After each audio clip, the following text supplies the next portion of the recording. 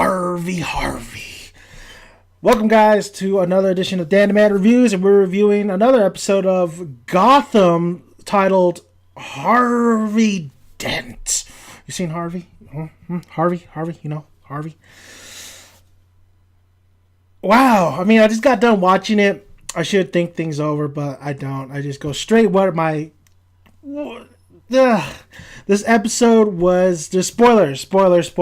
So I'm assuming you've seen the episode, so we could talk about it. I want to hear your thoughts. My thoughts, of course, you're going to hear it right now. Let's just give you a little recap on about the whole episode. Basically, we meet Harvey Dent. Selina Kyle is a witness, so guess where she gets to stay? That's right, at Wayne Manor. Gordon puts Selina Kyle at Wayne Manor for the ordeal, so they can get the case going. They can find the guy, and she's the key witness. We also see something to do with the MacGyver and the Russians, and we find out that basically Fish Mooney was involved towards the end. And fuck you, Barbara Gordon. Oh my god, this character has a fish. I mean, this is a rant, so to speak, a rant on Barbara Gordon. No, I'll do a character spotlight on Barbara Gordon from Gotham, because she is such a stupid.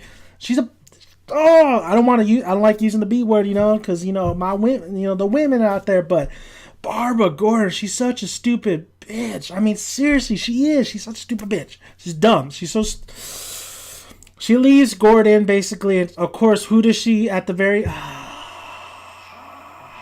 Okay, let's just talk about it. All right.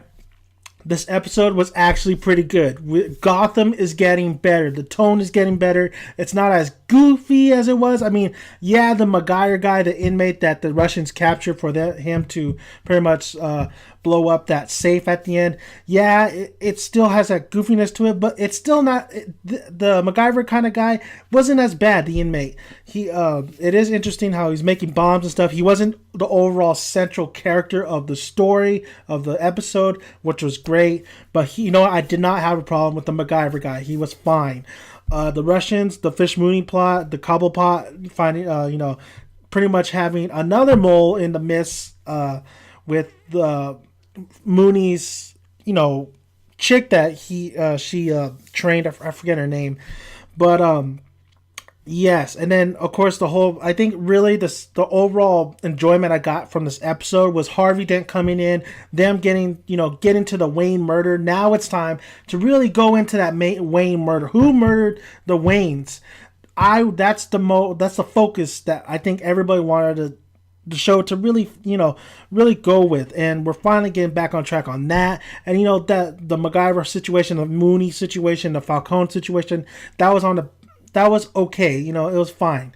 It's great to, more mafia stuff, fine. But really was the heart of this was, Selina Kyle being that witness and Gordon pretty much getting all the wheels turning to really go after and find this guy, find the killer. And Selina Kyle does do, I don't know if she's lying though. I don't know if when she gave the description, she had that sketch. I don't know if she was honest about who the guy looks like. Maybe it could be completely somebody else. Maybe she held back information. We don't know. We know that she's staying at the Wayne Manor. Before I get to Harvey Dent, let me get to the great things about this episode. And the greatest thing that Gotham has, and it's really special, and I hope they keep at it, is the chemistry and just the overall enjoyment I had with Bruce and Selina Kyle and their interaction. Their interactions were great. They're little they're kids, having fun. But we as Batman fans, comic book fans, movie fans, whatever, we know that these two are going to be a pivotal role in later on as Bruce's life. And just seeing, it's nice, it's great for the showrunners to include Selina Kyle and have her do something, have her interact with somebody other than Gordon, and that's Bruce. And I wanted that from the beginning of the first episode, and we're getting it. Selina Kyle staying at Bruce's house, and they're really getting to know each other. And you know what? It's really great. It's really enjoyable because we know these two, what they're going to be. We know how Bruce is going to be Batman, and I thought it was great. It was really quick, but I thought Selina Kyle telling him the streets you got to be fearsome. You can't be, you can't be nice. You have to be fearsome. And I don't think you're fearsome. I don't think you're, I don't think you're strong enough. I don't fear you, this and that. And that's true. When we see Batman become Bruce become Batman, Batman is fearsome. He's not being the nice guy. He is aggressive and overall all those things.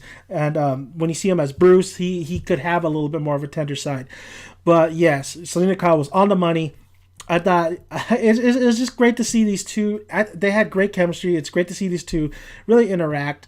I really had fun with it. I think the show has something very promising with Bruce and Selena Kyle being in the same house with Alfred, watching them, and it's great. I think Selena Kyle could definitely teach Bruce some tricks of the trade because she's lived the streets and Bruce hasn't. And this whole episode, she's trying to really tell him that, what are you doing? You're weird. Why the hell are you boxing, this and that? That's not what the streets is all about. So if Bruce is going to become Batman, this is great to learn from Selena Kyle, just like he's learning from Alfred how to box and stuff. And we see next week's episode,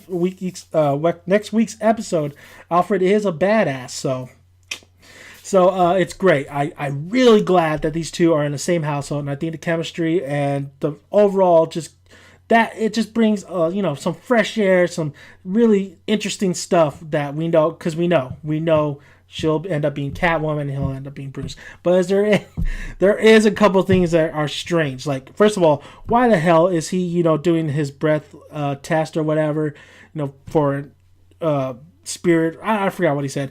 Why is he in the fucking pool with his whole suit? Like, he has this nice suit on and he's in the pool, holding his breath. Dude, it's a pool. Put some shorts on and just go under. Why do you have to ruin all the clothes? These like probably $10,000 clothes. What the hell was that all about? So that was weird. Also, of course, stop beating us over the head. We know she's going to become Catwoman. When Selena Kyle basically goes and gets something to drink or whatever, she comes back with, milk. That kind of like, come on, just, we get it. We get it. She's called Cat and stuff. What I really like, though, is is basically them opening up to Bruce, wanting to know, asking her all these questions. She's getting a little irritated. But they're starting to open up. She tells him a little about her mom. We don't know if that's really true. She's really delusional, and we see Bruce, really talking about a little bit about his mom. So I can't wait to see these two really interact even more. Oh, whoops, sorry. Okay, so that's the one thing I really enjoyed. I thought that was great. I think the show has something there. Let's get to Harvey. And it is, he's played by Nicholas D. Augusto. He looks very Latin American. I really would like my Harvey Dent to be diverse because, Batman animated series. I just think it should be a diverse kind of character, but it's fine, whatever. We seen Harvey played by Tommy Lee Jones, and what the hell's I can't remember him from the Aaron Eckhart, which he did a great job. This guy, we don't know. He did okay. He did fine. We see that Harvey has a little bit of a mean spirit kind of side when he was questioning the guy who's the potential murderer of the Waynes or had something to do with it. He really unleashed his side and said, "Don't fucking screw with me or don't threaten me." So that was great to see because he's two-faced. So. But he was okay. He was fine. I can't really judge him until I see more of this guy portraying Harvey Dent. We see Harvey and Gordon. They're trying to get this case going. They got a witness, and that Harvey is Harvey. Harvey was fine. The guy Nicholas was fine playing Harvey. But yeah, he definitely has a mean spirit. I guess the showrunners are trying to go for, instead of him, just showing that he does have a dark side within him. But this is a young Harvey Dent, so we'll see. What else happened is Fish Mooney, the whole Russians kidnapping the MacGyver thing, and then, dude, I'm pretty sure Gotham had a budget, or they were looking at it like, how do we make this cheaper? Because when Gordon and Bullocks found, ambushed the Russians and MacGyver when they were stealing the money, they're like, "Oh, you're surrounded. I only see one damn or two damn fucking cop cars behind them." So it was kind of funny how And it was just Gordon and fucking Bullock just with their gun, like, you're surrounded.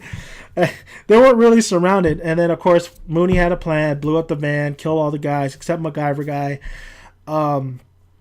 So she definitely has a plan to hurt fucking what's his name? Falcone. We see Cobblepot in this episode for a little bit. Like I said, he finds out about the chick who's close to Falcone, and he's basically saying, you are going to help me out. So it's going to be interesting on that development. And then, like I said, fucking Barbara. Barbara leaves Gordon in the beginning, I think last episode, she says she needs time to herself. Gordon gets the letter, reads it, and he understands. And then he finally, at the end of the episode, calls up Barbara and says, you know what? I need you, baby. Come back to me. Come to these arms. But what does Barbara do? Fucking rip Gordon's fucking heart out and just throws it to the ground. Fuck you, Barbara. Oh, she's such a fucking, what the fuck, man? Why would, oh, wow. And she goes back with, always want to call her Ramirez. I had her name last week. The fucking, the other cop chick, the lesbian chick, who's pissed off at Gordon because he had, what the fuck's her name? I forget, whatever. It doesn't matter because she's, I always want to call her Ramirez, but it's not Ramirez. Shit, it's something simple. Well, whatever. Fucking Barbara Gordon, man. Just, I hate this character so much. They really fucking trashed Barbara Gordon, honestly. This is, when I saw that twist at the end, I'm like, are you serious? We're going this fucking route where basically we see in all these other shows, a lot of these tween shows, like, oh, here's the twin, she's back with that. We're getting into the love triangle now. It's like, fuck, I hate love triangles. And the only way I like love triangles is if I actually liked all three of the fucking people involved. But I don't. I don't like Barbara. I don't like the other chick. I actually like Gordon. That's it. So I feel bad for Gordon at this point. Even though Gordon was hiding, I don't give a fuck. It's Barbara. There's no way. Barbara's really just fucking pissing me off right now. And I'm gonna have a spotlight and a rant on her ass. It's so fucking stupid how they wrote Barbara. Barbara could actually have been a great character. They could have really, really gave us a great Barbara Gordon because it's Gordon and it's Barbara. Barbara had to deal with Gordon's shit all these years, and the way they're handling it is bad. I don't like it. It's the same shit we see all the time. They really made her character really fucked up. Like, I really hate Barbara and her decisions. Fuck her. Other than that, the episode was not too bad. I really enjoyed it, actually. 7 out of 10. It's not the best episode, but you know what? Gotham's starting to find its rhythm. I'm really enjoying this show now. I'm actually looking forward to it, because before it was just terrible, goofy. And you know what? Ned doesn't get a lot of credit. That guy is really smart, really good, and Ned doesn't really get a lot of credit. The office, the police station doesn't give him a lot of credit. The department, pretty much. But Ned's a great character. He's goofy, but he's goofy in a good way. He's goofy and he fits. It kind of fits in the show. But I do really like where Gotham is headed. It's going good, and you see all the inmates go to the asylum. So hopefully the asylum plays a big part as well. But yes, it's getting better. It's a little, the last 2 weeks were great. This week was good. It was good. I definitely love that Bruce and Selena Kyle relationship. If you guys are wondering, like, pairing wise, because I love the romance. I'm a romantic, I'm a romantic guy, I guess. But if I had to choose it, I like Batman and Wonder Woman together. But I do like that Batman and Catwoman relationship. But come on, Batman and Catwoman, they've been there for years, and it's great to see them, really interact as kids, and they don't have to be. They're just handling it not too bad. I really like it. They're handling it good, so keep at it with that. But overall, 7 out of 10, not too bad. Okay, guys, if you like this video, push the like button, and I want to hear your thoughts on this. Let me know. Did you guys think it was a great episode? Did you not think it was a great? Do you like where it's going? Do you think it's starting to get better, or did you just drop the series altogether? Let me know. Also, please subscribe. I make videos for you every single day. Work hard on them, so be sure to subscribe for more. And that's it, guys. That's it. Harvey. Fuck you.